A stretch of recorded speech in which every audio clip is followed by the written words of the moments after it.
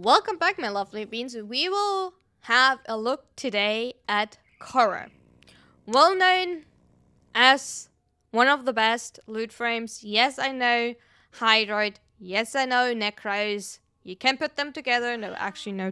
Hydroid and Khora is not really well stackable, but Necros is. But put a Necros with me, put a Wisp with me, and put a Nova with me, and we have a wonderful combination to farm for multiple hours, but that's not beside the point. Khora. Great frame. Having fun. Now we have changes, and now we can look at her once again. I hope you enjoy. Stay tuned. Before we starting with the main video, I want to have a little disclaimer. So, we've recently had a change in stat sticks and exalted weapons. You all heard of that. If you're rewatching the video, what happened is before we were able, or like with the change now, we are able to mod the actual exalted weapons. In Khora case, the whip claw. Before that, we had something called stat sticks. That were weapons with the frame to actually the stats of the weapon. So, people were now saying Khora is dead. Oh, that is the usual thing. And now we have like two groups. People saying Khora is better than ever before and Khora is dead. So, because I think what we all want to like hear, or what we were saying was that is the best in slot stat stick before the change was actually the Magister. The Magister in Canon specifically. What the stat stick actually did was that Khora took the stats of that weapon, of the Incarnate form as well, and of the Riven, right? That were all of the stats we got to use actually for the Whip Claw for the first ability. We lost that. In addition to that, we lost that, but we're now able to actually mod the exalted weapon. We also got a reduced of her ability damage in half. So, yes, we can now mod her with melee influence, which is fun, don't get me wrong. People are simply sad because it is a change to make it more accessible. Is it more accessible? That is a question here, because first you need to keep up your combo. Explain to a newer player what a combo is, how to hold a combo, because not everyone has Namaron as their first school, not everyone has Namaron fully built, not everyone has, mods that actually do hold combo duration, right? And yes, there are pad mods that help combo duration, but I think that it actually doesn't affect Whip Claw. Please correct me if I'm wrong. I'm open. As far as I know, it doesn't help to put these on Vanari or your other pad. But if that's actually wrong, please correct me. So, stat sticks are still in the game because I'm currently holding one, Prados, for power velocity. So stat sticks in, other cases are still there. So, Khora is still hitting damage. Khora is still hitting enough damage for a lot of cases. But are you still able to hit the damage that you were able to hit before? I don't want to see that. I don't want to judge because my Khora, she doesn't have a single purple shot on. The only shot that I have on my Khora from the beginning that I played her was duration. Because I'm lazy. I don't want to put down the dome as much as I have to. So, yeah. That's a little disclaimer. For everyone that is watching the video way later, that change was made beginning of March or mid-March 2025 if you're wondering. So roughly when I upload this video. But yeah. Please. Some people simply do like big numbers. Some people simply want to have fun. If you like melee influence, I will show a melee influence build, but I also will show a raw damage build. I will also try to explain to you, for beginners, if you want to play Khora, how to hold your combo duration. And I tried to make it that the mods are actually accessible. I'm trying my best, and you will see that. So keep watching, and sorry for the long disclaimer. For Khora's ability, her first ability is called Whip Claw. She is obviously hitting enemies directly in front of her. It has once a radius and a range. Once affected by the direct modding on the whip claw, one is affected by the modding on her frame, because one is affecting the explosion radius of the whip claw, one is the actual hitbox for like how far away she can like hit.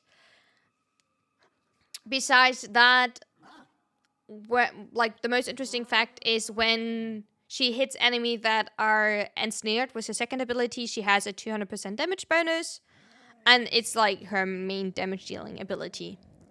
Ensnare, she binds an enemy, entangles them, and it will like suck enemies around them together. Actually really cool. Works on acolytes if you want to. It's also her subsume and like her helmet ability, so it is worth, if you struggle against acolytes, go for that. It's another good option besides silence, if you're wondering. Venari, definitely big thing. Most people subsume over Venari. Interesting fact, you don't lose Venari, you just lose the ability to order Venari around, or like to command her. Venari has 3 different objectives: protect, heal, and attack. You can circle through them. I know with heal you can actually heal you and your allies quite a bit, but to be fair, I generally will tell you that I never used it. It is not in my kit. If you want to play around with that, I'm definitely the wrong person to show you anything with that. I'm absolutely honest with you. Strangledome. I think that is, besides the Whipclaw, the most known ability of Khora, simply because that is definitely what makes her to a loot frame. You place it down, it will pull enemies in. Nobody wants to get, double range when you're looting because it makes everything messy. But, where to farm Khora? You actually do farm Khora by doing Sanctuary Onslaught. It is a rotation reward. It is a bit annoying because, you need to get drop chance. You do have B and C rotations for, like, B rotation for the neurotics and C rotation for the systems and the blueprint. So, definitely need to get lucky. So, good luck with that. Simply do it here and there. If you don't know, Sanctuary Onslaught follows an AABC. So, we need to go to, like, stage 8. Because every 2 stages is 1 rotation, if you're wondering. If you want to actually do the farm, then I would suggest do here and there, like, 1 full rotation, instead of, like, farming it for hours. Obviously, definitely another option, as always. I will be honest with you. You simply can go buy Khora for plat. Or you can get her from Daviri, She's probably not this week's in circuit, no. But, like, you could get there from Daviri if she was in the rotation. You would need to check when she is in the rotation, but definitely is an option to get her here if you don't want to farm her. Khora Prime, obviously, from Relics. She is vaulted, so you would need to, like, wait till she's coming back in Primary Surgeon to get her there. So, for the build, when we look at Khora, we have to actually look at 3 parts. We have to look at Khora herself. We do have to look at Venari. I mean, like, as an option. And we have to now look at the whip class. When you watch the disclaimer, that's also, like, one part that I find, a little bit... Because beforehand, when you had a stat stick, so-called stat stick, which, by the way, didn't have to be Magister, you were able to use, some other weapons, even non-incarnate versions. You were able to use that weapon for multiple frames. Wasn't always the best in slot, but it was usable, right? Now you have each individually an exotic weapon where you have to put formers into if you want to use it. So, ignore, by the way, my shards. So, for Khora, the most used case for Khora is actually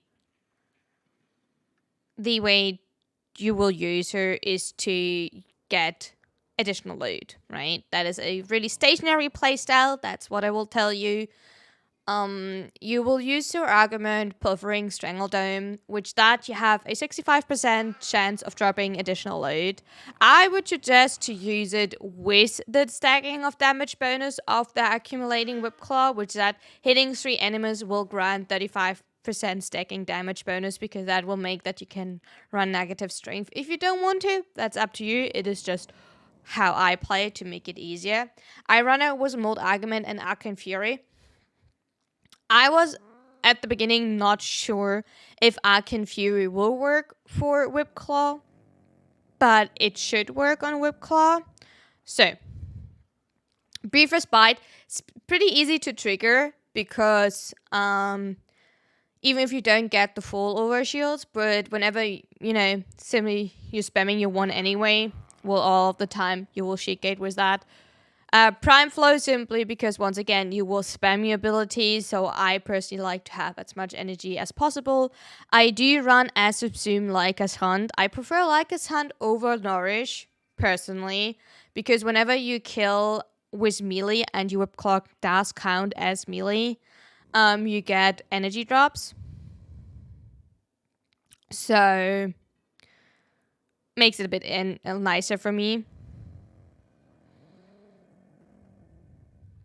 Rolling out for the oopsies, Stretch, Overextended for range, Equilibrium, and Duration, and Handspring. If you have Prime Sure-Footed, go for Prime Sure-Footed. I still don't have Prime Sure-Footed. It is still 120 days till I have Prime Sure-Footed. You'll be one of the first ones to know that I have Prime Sure-Footed, because you will finally see it in my builds. Also, I didn't have to former the Excel slot. So, then a build that you can actually use in Then a build that you can actually use to run around if you wanted to would be pretty similar, but without negative strange. Here's the question you do run with efficiency. I do have here Nourish because I was testing it out. That's why I can tell you that I do prefer Lyca's Hand. Prime Flow, Catalyzing Shield, Brief Respite. It is the combination that you would prefer when you're running around to be a bit more safer, because Whip Claw is really cheap, right? So you want to make sure that your energy cost is actually enough to regen your shield. Equilibrium here, by the way, you would run a full one. I just, as you see, don't have enough formers here. We're doing that. It doesn't help it, but it makes it look a bit more better. Once again, Accumulating Whip. You don't need the Strangledome simply because, you don't play for the extra load. Rolling Guard, once again, for the Yupsies. Overextended for the range. Archon Fury, Mold Augmented. I'm saying that here for now. When you have range and you hover over it, you will see here it's 19 meters and here it is 23.5 meters. For a beginner build, I would try something like that. Since you do want to spam your first ability still quite a lot, I would suggest to use Streamline simply so it is cheaper. Together with Equilibrium, level it as much as you can. Argo Reach, it is a bounty mod, but it's still, I would, first it will help you for your shields. And second, it is giving you extra range together with Stretch for all of your abilities. Intensify for your strength. Duration, if you want to. Flow for energy max. As I said before. Here, Vitality. That is up to you. Either you could go Vitality if you want to have, a little bit of extra health. You could go Armor if you wanted to. Whatever you make you feel comfortable. You could go Redirection if you want to have more shield. Or you could go, because you run in Argo mod, you could go shield recovery, deflection. Fast deflection, if you wanted to. These are the options for you. So, this was Argo Reach together, simply to help you a bit. But Khora does have a lot of base shield. So, the recharge time will take even with fast deflection, quite a long time. And base health will help you whenever you know you do step into poison or something like that. So, for Venari, I have to say I did not give Venari lots of love. That is a thing, because I do have my main companions always built, and I usually always have my Panzer Profiler with me, and then I usually don't pay too much attention to Venari. I'm fully aware Venari can do millions of damage. I simply don't use her that way. That is absolutely my shame. I do use fetch because both of your pads can trigger fetch at the same time, or vacuum. Attack assault simply so Venari doesn't go down. Venari doesn't have base shield, by the way. Restorative bond, primal instinct. It does stack, by the way, if both of your pads do run animal instinct. It does stack. Momentous bond will help recover if it's going down. Contagious bond, that is up to you. I know that is a bit, if you want to have it aggressive, if you don't want to have it aggressive, up to you. Prime Pack Leer for Overguard.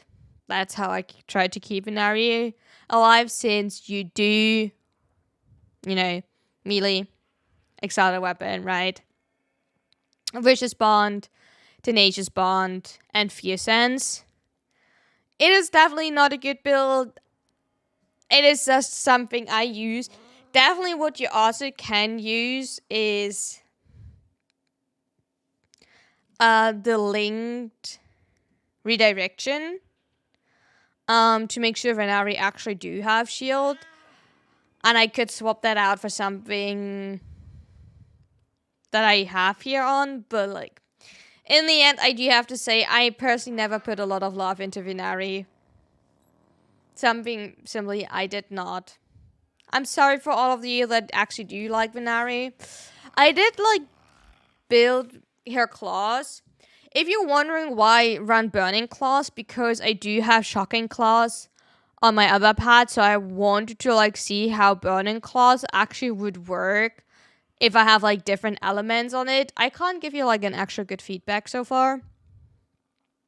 It does work, it does trigger, you see the different status effects, so you do have more status effects on it, but after that one, since you don't really use a primary, Hunter Synergy doesn't make actually full sense. It is my usual build. If you would swap that out for Shocking Claws, that is the claw build that I have on most of my weapons, on most of my claws. I will be fair, I'm absolutely honest, Venari is something I never really paid full attention to. And I know so many will say oh my god, I don't have bite. I'm really sorry if you don't have bite. Now to the main question. What are we doing about the Whipclaw? So first, for you, if you're here for your typical melee influence, here you go. Ta-da-da-da. The typical melee influence. Yes, there is a melee influence, and yes, condition overload works. If you don't want to run condition overload, you can use prime pressure point, but condition overload actually does work. I use melee influence plus setup with Weeping Wound for status combo multiplier, and it does work. It is doing great things. It is doing fun things. You need to get your combo up. I think that is the hardest. That's why you want to run Amaron, if possible.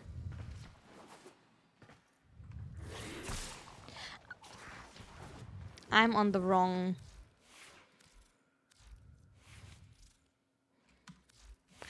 How about we going to my main?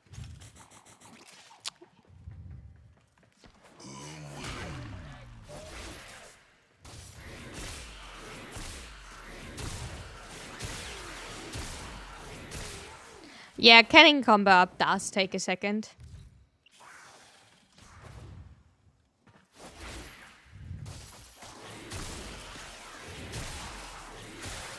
I do like this build for simply running around. I think that's what I prefer the most. You can run around and do actual spammy ability and explore, survivals when you want to You know, the usual running in circles around.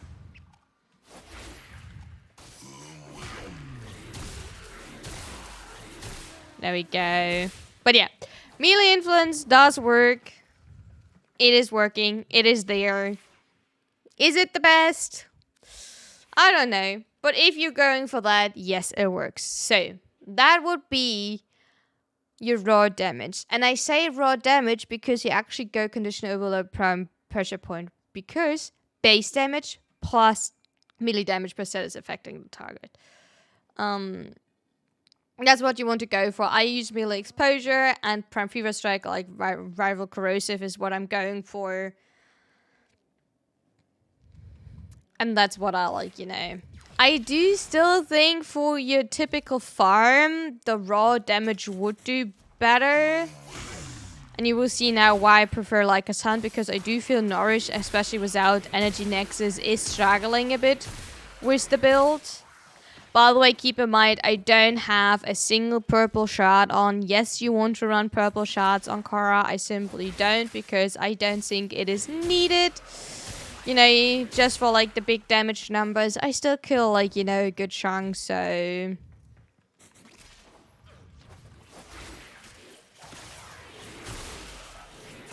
$11 million. You see, it is... I still think this one, I'm not even at 12 combo.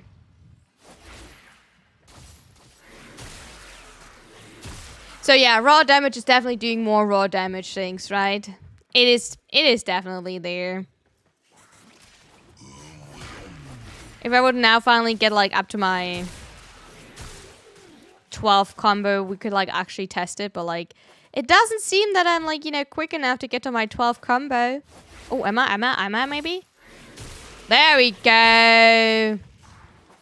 We are at 12 combo. No, we lost 12 combo again. No.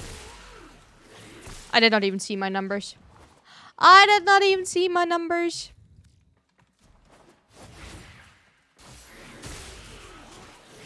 But yeah, raw damage definitely works. For the base build, for the beginner build, I will be fair. So, body count and weeping runes. Before I get like into the mods, what they're doing, they're both from Necrolist. If you don't have them, don't put them on. If you are already farming Necrolist and you get them dropped, go for them, because what weeping runes is doing is status chance per combo multiplier. Since we are playing with trying to have our combo multiplier high, it will give us a higher status chance. So definitely put that on to your Khora. So body count as well. What body count is doing is actually it will help to keep up your combo duration. Because what usually people are doing with Khora is they're using the school Namaron. I can like show you here. Namaron, right? Namaron is one of those 5 schools. You might have not started with that. And what Namaron is actually doing is melee combo counter now decays while out of combat by 5 every few seconds instead of depleting completely. So instead of like we are losing it, it goes down slowly. And that will help us to keep our combo, right? And that is the issue was most people don't have if they don't have unlocked that school so far. If you have it and you want to like swap it and like play that with your Khora whenever you play Khora to have it easier, do that. If not, you might want to like help that. Another option that people will tell you are dexterity arcanes. Dexterity arcanes on your other weapons. So on your secondary and your primary. But since we are at the beginner guide, you will not have dexterity arcanes. We have not that. So we want to like use gladiator rush or body count, right? So for our build, we do want to have crit chance, we do want to have crit damage, we do want to have base damage. If you already have your condition overload from somewhere, use it. Go for it. Absolutely perfect. If not, use pressure point. You know, do what you have, right? If you have the 60-60 of Toxin to have your status chance higher because you don't have Weeping Runes, go for it. If you have the 60-60 of Cold to have your status chance higher, go for it. You can adapt things. So whenever you look at the build, even if you look at this build right here, right? And what you can do to learn since people sometimes struggle with modding, what you can do, guys, is looking what a mod is doing and then look what you have for mods that are doing a similar thing, right? You don't have this one, but you have True Steel, right? You don't have the Prime variant, but you have the normal one, right? You don't have the Prime one, you have the normal one. You see what I mean? We getting there, guys. We definitely do getting there. You will not do like the highest damage, but you will be comfortable, right? If we're putting this together now, with this build here, and instead of like going for steel path, and we actually go for enemies level 50.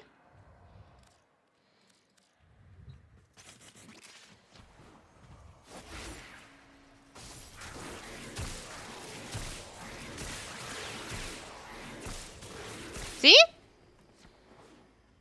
And our combo goes slowly down, mostly because of Nemeron, but also because of our duration. I might should actually, like, you know, let's see when I, like, swap away from Nemeron how slowly that is. Let me go to Zenuric. I think Zenuric is a great one because it will help us with energy, right? So, let us go to Zenuric. Let's get energy full.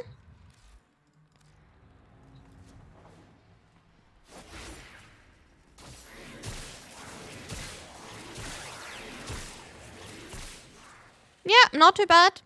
Definitely nice duration. Definitely is going down slowly. Not too bad, not too bad. You will have to have an eye on your energy, to be fair. Absolutely. So, because the two main issues at non-steel path you will struggle with. You don't have a max equilibrium, and you will not have a high enough KPM and to sustain your energy. In addition to that, you don't have a subsume that is helping you. If you already have Leica's Hand, if you already have Dispensary, if you already have Nourish and Energy Nexus, you know, go for it. I'm just telling you, you know. But yeah, definitely combo duration going down. You hit like still 100,000 with that build. So great start to go with. There is a lot of synergy between Khora kit. There is a lot of synergies between Khora's kit. And Sneer definitely works for Whipclaw and Venari whenever you hit an enemy that is captured in the Strangle Dome will get more damage from the Whipclaw. So the kit is really well put together for Khora. Venari is giving movement speed to Khora in total as long as Venari is actually alive. So definitely, I would say Khora is a really well put together frame. Her survivability is a bit tricky, I would say. She doesn't have, besides Venari, with her heal, which most people actually do subsume over, she doesn't have the best, you know, protective layer for herself. So you have to be a bit careful when playing. But I still hope you enjoy her. For Archon Shards. As you see, I do only run 2 reds, and I will not change that. But for Archon Shards, I personally do run 2 red for duration. That is for the Strangle Dome, for the farm build. Most people will do actually run purples. They will run purples for the melee crit damage when max energy is over 500. That's why you also run flow. You will get an insane damage bonus from that.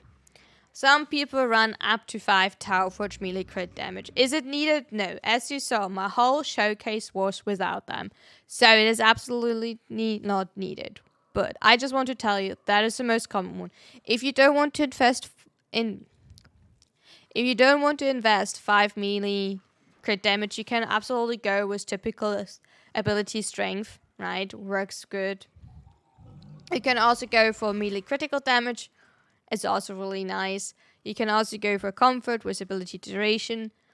It's helpful for if you farm a lot. You can also go for, like, if you don't want to use flow, you can go for energy shards. Use her for comfort because she does enough damage even without the shards, as I showed to you. Maybe not for level cap, but if you go for like 1, 2, 3, 4 hours, I'd say if you go, maybe not for level cap, but if you go to for like 1 or 3, maybe not for level cap, but if you're going to go, maybe not for level cap, but if you go for 1 to 2 hours, maybe even 3 hours in a survival, Khora with priming, you know, great. Bring a weapon that can kill acolytes, or, you know, even with your ensnare, if you're fast enough. Maybe violence is a bit of an issue, because he can silence you, but beside that, great frame. I like Khora. Yes, it is a loot frame, but who doesn't like, you know, getting out of a mission and have, like, all of the annoying material that you ever needed, right? Me not farming like an hour of the small turrets. Thank you so much for watching, and see you soon.